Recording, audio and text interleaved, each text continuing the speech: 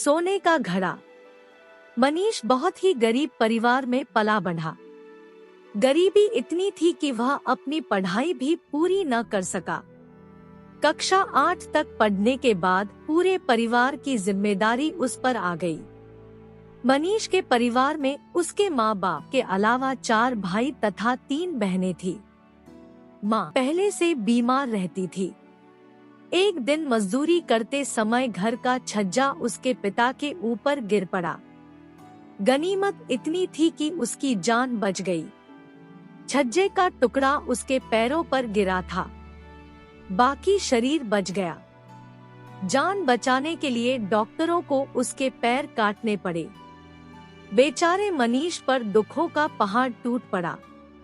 परिवार का पेट पालने के लिए मनीष को मजदूरी करनी पड़ती।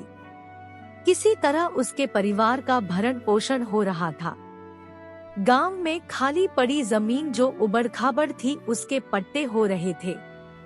मनीष की माँ भी प्रधान जी के पास गई और रोने गिड़गिड़ाने लगी। प्रधान जी ने भी दया दिखाते हुए उसके नाम 2 बीघे जमीन का पट्टा कर दिया। भूमिहीन परिवार के पास अब 2 बीघे जमीन थी जो उबड़-खाबड़ थी। मनीष अपने छोटे भाई जो उससे 3 वर्ष छोटा था, उसके साथ मिलकर खेत को समतल करने के लिए उसी स्थान पर पहुंच गया।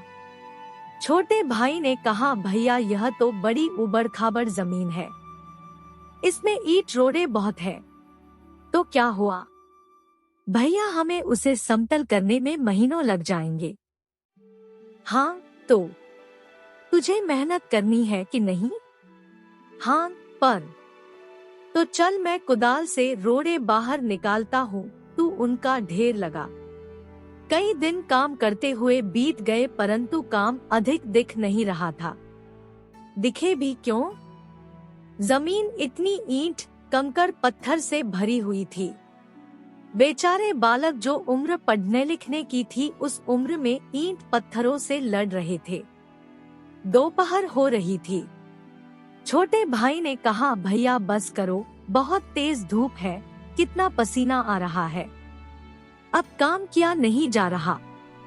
बस छोटे आधा घंटा और कर ले, फिर घर चलते हैं। ना भैया, हिम्मत जवाब दे रही है। तो तू जा, मैं अभी आ रहा हूँ। इतना सुनते ही छोटा भाई घर के लिए भाग खड़ा हुआ। मनीष मुस्कुराया, गमछा से चेहरे का पसीना पोंछा और कुदाल लेकर जुट गया। 4 कुदाल मारे ही थे कि टन की आवाज आई। फिर कुदाल चलाई तो टन की आवाज आई। मनीष की समझ में आ गया, कोई धातु ही है। उसने अगल बगल रोड़े और कंकड़ साफ करते हुए धातु वाली वस्तु को बाहर निकाला। अरे, यह तो घड़ा है। उसकी आंखों में आश्चर्य था। घड़े पर ढके कटोरे को बाहर किया तो उसमें उसे सिक्के दिखाई पड़े। अब उसे तनिक भी समझते देर न लगी। खजाना। उसके मुंह से यह शब्द निकला। उसने अपनी नजर चारों तरफ दौड़ाई। दूर तक कोई भी व्यक्ति नजर नहीं आ रहा था। झट उसने अपना गमछा जमीन पर बिछा दिया और घड़े पर कटोरा रखकर मजबूती से उसे बांध दिया।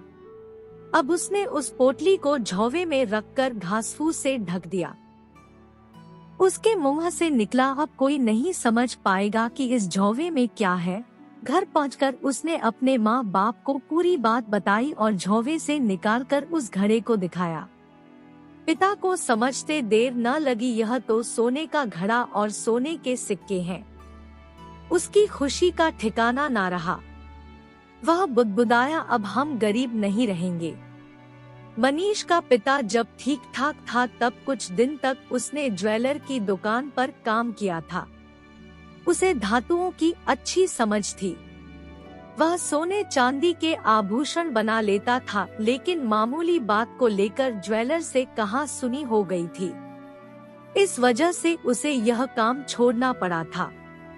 मनीष के पिता ने अपने बेटे को एक बात सुझाई कि बेटा, ज्वेलर्स की दुकान क्यों ना खोल ली जाए। बेटा ने हामी भर दी। उसके पिता की पहचान नामी गिरामी ज्वेलर्स से थी ही। वहाँ से चांदी सोना लाकर बेचना शुरू कर दिया। अपना पाया खजाना भी उसी में खपा दिया। आज गांव में उसके बराबर कोई भी पैसे वाला ना था। Thanks for watching. और भी इंटरेस्टिंग कहानी सुनने के लिए इस चैनल को सब्सक्राइब करें।